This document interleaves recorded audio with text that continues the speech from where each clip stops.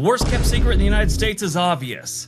California is not a good fit for most Americans. Welcome back, everyone. Let's talk about California. California looks amazing from a distance. Beaches, mountains, redwoods, deserts, Hollywood, tech jobs, wine country, and people jogging past multi-million-dollar houses like their rent isn't eating their organs with a tiny silver fork. For decades, California was the dream.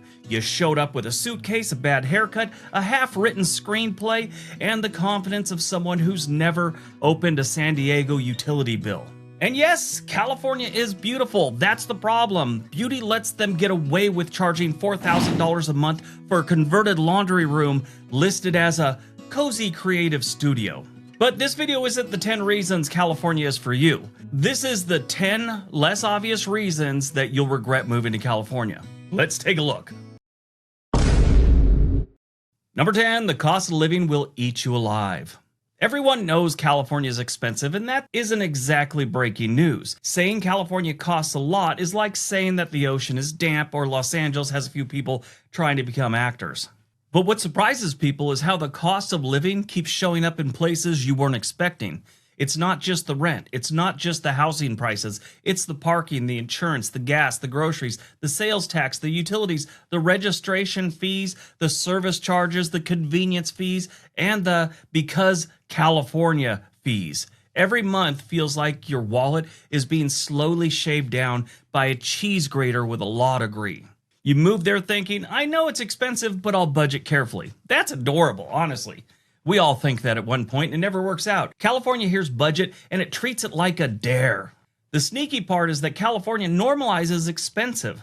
After a few months, you stop reacting like a sane person when someone says a one-bedroom goes for $2,600. And you say to yourself, well, that's actually not terrible. That is how you know the state has rewired your survival skills. Your fight or flight is all f***ed up. So California doesn't just cost more, it slowly convinces you that these prices are normal. Then you move to Kansas and you feel like you won the frickin' lottery on $150,000 a year.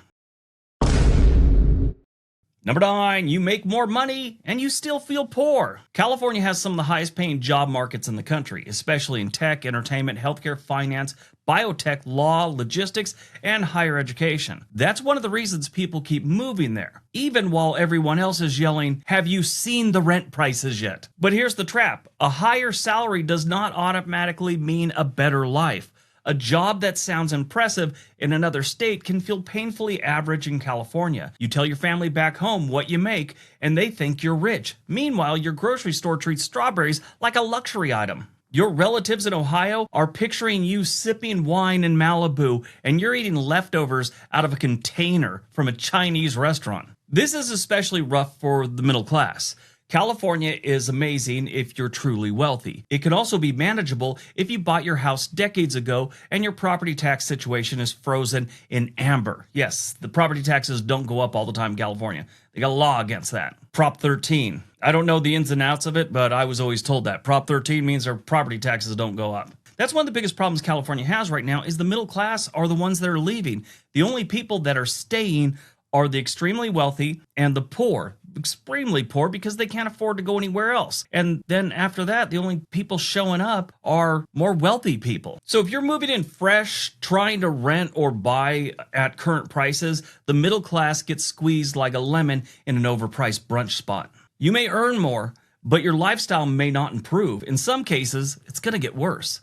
And that's one of the biggest shocks about California. You could look successful on paper and still feel like you're just one expected bill away from eating cereal for dinner. Number 8, housing is not just an expense, it's emotionally damaging. Now, California's housing market deserves its own therapist. People talk about expensive homes in California, but that doesn't really capture the full experience. The real problem is not just the price. It's the humiliation ritual of trying to find something livable to buy or simply rent. You want to know why so many girls in Los Angeles are online showing their goodies for money? It starts most of the time because they like living indoors and they like to pay their rent. You'll see houses listed for prices that would buy a mansion in half the country, and then you click on the photo of it on Zillow and you realize 2 people can't fit in that kitchen and it's only got 1 bathroom. You'll see listings, and in the ad, it'll say charming bungalow. And then you discover that means 842 square feet of living with one bathroom and no garage.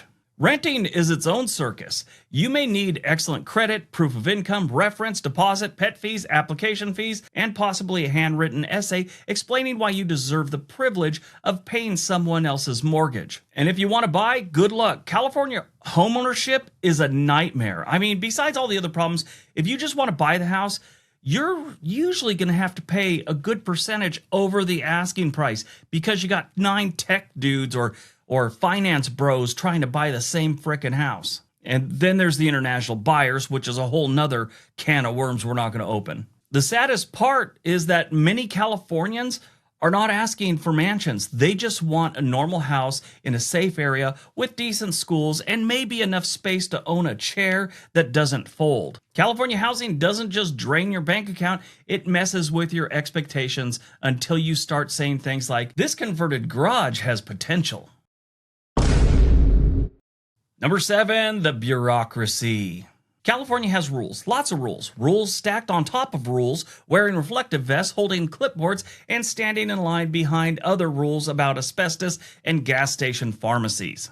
Some of those rules exist for good reason. California is huge, it's crowded, environmentally fragile, economically complex, and full of people who are absolutely dumb enough to build a deck over a cliff with a trampoline on it. And if nobody stops them, someone's going off that cliff. But for regular people, the bureaucracy can become exhausting. Need a permit? Bring patience. Starting a small business? Enjoy the forms. Trying to build an addition, remodel a home, open a restaurant, run a short-term rental, or deal with the local government office? Congratulations, you have entered the paperwork swamp. And the swamp has a scheduling portal that doesn't work half the time. Now, I lived in California for decades. My family owned restaurants, and the red tape that they had to go through all the time, and we were in a suburb. We weren't like in Los Angeles. The suburbs got their own rules, then California has their rules, and since they owned restaurants there, it's done nothing but get more complicated. Now, this can be especially frustrating because California is supposed to be innovative. It's home to world-changing companies, cutting-edge technology, and people who can build an app that delivers sushi to a surfboard, yet somehow getting a basic local permit can feel like you're negotiating with a sleepy wizard through fax. The state can be brilliant and absurd at the same time. That's part of the California experience. You can live 5 miles from a company developing artificial intelligence and still spend 6 weeks trying to get someone to approve a fence.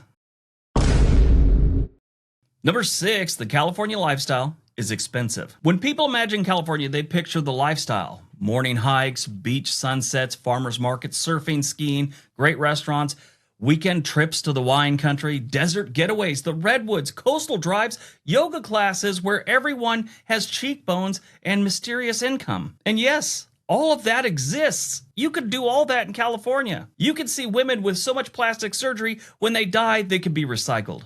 But living near something that you'll actually enjoy is 2 different things. A lot of California residents are too busy working, commuting, budgeting, or recovering from the cost of existing to fully enjoy the California lifestyle. The beach might be 12 miles away, but getting there, parking, paying for food, and dealing with crowds can turn a relaxing afternoon into a tactical operation. A weekend trip to a famous destination can be expensive, crowded, and booked out by people who apparently plan brunch with military precision. The state sells a lifestyle that many of the residents only occasionally get to experience. People move to California thinking that they'll become more outdoorsy, healthier, more creative, more relaxed, and then the reality kicks in. They're working long hours to afford the apartment, spending weekends catching up on errands, and watching other people enjoy California through social media from a couch they financed. That's the uncomfortable truth. California is packed with amazing experiences, but access is not equally distributed. The wealthy get the full California dream. Everyone else gets little sample bites between bills, almost like getting little snacks while you're at Costco. That's your experience. Everyone else gets a full lunch, if they got the money. Number 5, the homeless crisis is not just a big city issue anymore. A lot of people think California's homeless crisis is mostly in Los Angeles and San Francisco. Only their problems, that's it. That's how it used to be. I mean, big cities have big problems. Move somewhere smaller and you're fine is what we used to think. It's not exactly the deal anymore. Homelessness is visible in many parts of California now, including suburbs, smaller cities, inland communities, coastal towns, and places that don't fit the national stereotype. It shows up near shopping centers, parks, freeway ramps, libraries, riverbeds, downtown blocks, and residential neighborhoods. And depending on where you live, it can affect daily life in ways people are not expecting. This isn't about mocking the homeless people. Most people living outside are dealing with a brutal set of problems: housing costs, mental health issues, addiction, family breakdown, job loss, disability, trauma, and a system that often functions like it was assembled during a power outage. But for residents, it can still be frustrating, sad, and sometimes really unsafe. You may find public spaces harder to use. Parks may feel different. Downtown areas are a struggle. Small businesses deal with vandalism, theft, and constant tension. Families may feel uncomfortable in areas they're supposed to enjoy. The hardest part is that California spends a lot of money on this issue, like most states, especially up here in Oregon and also in Washington. And many residents feel like the results are nowhere near good enough. That creates a lot of anger. Some people blame politicians, some blame courts, some blame nonprofits, some blame housing costs, and some blame addiction. California's homeless crisis is one of those problems that reveals how broken the entire system can feel. If you move there expecting clean, polished postcard California everywhere, the reality can be jarring. Number 4, public safety feels different depending on where you land. California is not one place. Keep that in mind. That's important to know. Some areas feel safe, clean, and peaceful. Others feel chaotic. Some neighborhoods are wealthy and polished. Others struggle with theft, homeless, gang activity, drug issues, property crime, and police staffing problems. So the mistake is not moving to California. The mistake is assuming that California experience is the same everywhere. In some areas, property crime is the thing that wears people down. Car break-ins, package theft, shoplifting, bike theft, catalytic converter theft. Is that really still a thing anymore? I always bring that up because I think that's I think that's a really lame thing to do to someone, especially if you're doing it on a work truck or something like that. You steal a catalytic converter and that guy can't go to work, can't feed his family, may lose his job. Anyway, theft is theft. California has enough theft categories to create a college major. You may not feel like you're in danger every day, but you might start adjusting your habits. Don't leave anything in your car. Don't leave packages out. Don't leave bikes unattended. Don't leave your garage open. Don't leave your common sense in another state. After a while, this low-level defensive living gets old. Some people move here from places where they rarely thought about crime, and suddenly they're learning the strange local rituals. Leaving your glove box open, park under lights, don't keep sunglasses visible, don't walk through that area after dark, don't use an ATM in this neighborhood, don't assume a locked door is a magical force field. Again, it varies widely. There are California towns and suburbs where safety is excellent. But in other places, the everyday quality of life issue, it kind of sucks because you got to worry about everything from getting killed, assaulted, and your stuff going missing. It blows. Number 3, widely different regions. People say California is like one place. Kind of talked about this already, but we're talking about another thing here. It's not. California is basically several states in a trench coat pretending to share a driver's license. San Diego is not like Los Angeles. Los Angeles is not like the Bay Area. The Bay Area is not Sacramento. Sacramento is not Fresno. Orange County is not Oakland. And nobody really knows what to do with Bakersfield except check their oil and keep driving. This matters because newcomers often choose California based on a broad fantasy. They love the beaches, but move inland because it's cheaper. They want the creative energy of Los Angeles, but end up in a one-bedroom community where the main cultural event is arguing about parking minimums. They want Northern California nature, but they choose a town where fire risk, insurance issues, and limited job options become the actual main character. California's regions are completely different in cost, culture, politics, industry, job markets, housing markets, risks, and daily rhythm. Some places are laid back, some are competitive, some are fancy, and some are, farming. The problem is that people move to California when they should be moving to a specific city, county, or lifestyle. So do your research or watch a bunch of my videos. I'll tell you about those. Actually, that might be a good video series, breaking down the regions and the lifestyles of California, or any state really. New York would be a good one. Let me know in the comment section if you'd like to see that video. Number 2, the natural disaster risk and your insurance budget. California is gorgeous, but the state comes with a natural disaster sample platter. Wildfires, earthquakes, mudslides, drought issues, flooding in some areas, coastal erosion, and neighborhoods that shouldn't have been built where they were built. This isn't just about the disasters themselves. This is about the financial and emotional aftershock. Wildfire risk has changed the insurance market in many parts of the state. Some homeowners have seen premiums rise. Some have had trouble finding coverage. Some have had to use the California Fair Plan, which can be expensive and limited compared to regular insurance.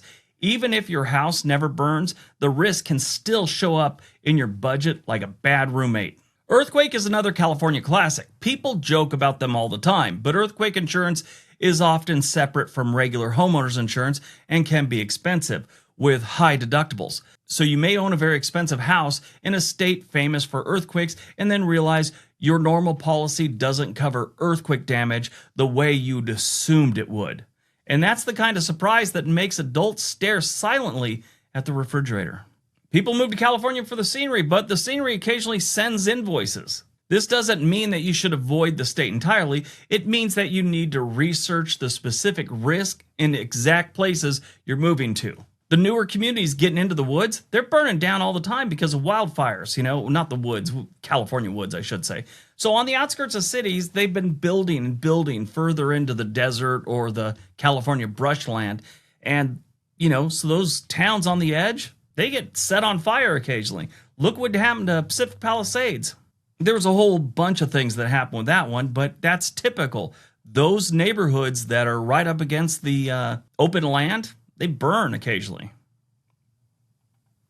All right, before we get to number 1, if you want to move to California or any state, there's a link for a website called Home and Money in the description area below. They can get you in touch with a real estate agent anywhere in the country. All right, on to number 1. And number 1, the competition factor. This is a part that people don't always talk about. California has energy, ambition, creativity, talent, opportunity, and that's why people move here. That's why people and companies move there. But all that can become exhausting. In many parts of California, especially in the major metro areas, it can feel competitive in ways that sneak into everything. Competition for housing, competition for jobs, competition for school spots, competing for parking, competing for reservations, competing for attention, competing for status, competing to look relaxed while secretly checking your bank app in the bathroom. When you move to California, the biggest problem is there's a lot of competition for housing and jobs, two of the biggest things in anyone's life. So you may have that college degree and you may know what you're doing. You may be a good candidate, but you're going up against 3 guys from Stanford, 2 from MIT, and 1 from Harvard. And, Long Beach State was a great school, but, they're going to look at those other people before you. And everyone always feels like they're doing something, starting something, pitching something, building something, branding something, monetizing something, healing from something, launching a newsletter about something. Even the guy at the dog park somehow has a startup and a podcast. Everyone's got a side hustle. Everyone's building towards something. Nobody just has a job. That energy can be exciting at first. Then it can become tiring. You may start to miss places where people simply lived instead of constantly optimizing themselves like a human software update. California is full of brilliant, interesting, hardworking people. It's also full of people that can turn a casual conversation into a networking event before you've finished your taco. You may want to move to California hoping to reinvent yourself and then later realize everyone else had the same idea, but with better cheekbones and venture funding. That's the real California regret for some people. It's not that the state's bad, it's that the state demands a lot from you. Money, patience, ambition, flexibility, resilience, and occasionally the ability to parallel park on a hill while someone in a Tesla silently judges your entire bloodline. So before you move to California, don't just ask whether you can afford it, ask whether the version of California you're chasing still exists in the place you're moving to. All right, that's today's video. If you like this video, you're probably gonna like the one right here. It's the regret moving to Texas one. Everybody have a great day. Be nice to each other.